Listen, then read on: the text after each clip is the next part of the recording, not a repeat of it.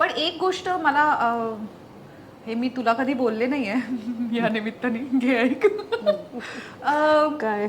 मी जेव्हा खूप काम करू लागले, लग्न झालं नव्हतं आणि मग लग्न झाल्यानंतर सुद्धा पुढची काही वर्ष, तेव्हा मी एकटी राहायचे. म्हणजे लग्नानंतर तर मी आणि सुहृद राहायचो, तो पण कामानिमित्त बाहेर असायचा, मी पण असायचे. किंवा कबीरच्या जन्मानंतर सुद्धा जेव्हा कामानिमित्त मी मुंबईला राहायला यायचे तेव्हा मी एकटी असायचे. तर 12-12 तास आपल्या शिफ्ट्स असतात, त्याच्या पुढे मागे प्रवासाचा वेळ 14 तास, कधी कधी 16 तासांचा दिवस होतो. हे सगळं करून घरी आल्यावर ना मला असं कोणीच नसणं आवडायचं नाही. आणि माझ्या घरातले सगळेच या प्रकारचंच काम करत असल्यामुळे सगळेच तसेच बिझी असायचो, कोणाच्या काही वेळा ठरलेला नाही. त्यामुळे मला कधीतरी असं खूप वाटायचं की आत्ता जर आई माझ्या बरोबर असती तर एकदा तरी मला गरम जेवण मिळालं असतं, कोणीतरी माझ्यासाठी दार उघडलं असतं. तर मला तेव्हा अशी तिची खूप आठवण यायची. आणि तेव्हा तिचं लग्न दुसरं झालं होतं माझ्या लग्नाच्या थोडंसंच आधी.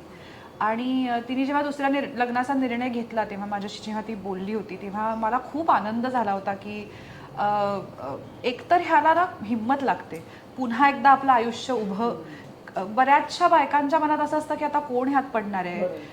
तर मला माझ्या आईचं खूप कौतुक वाटायचं की तिने पुन्हा एकदा आपलं आयुष्य उभं केलं, स्वतःचं सुख तिने घडवलं आपल्या हाताने. मला खूप अभिमान आहे या गोष्टीचा. कशाला उगाच आता मी पडून राहते का कोपऱ्यामध्ये असा विचार तिने केला नाही.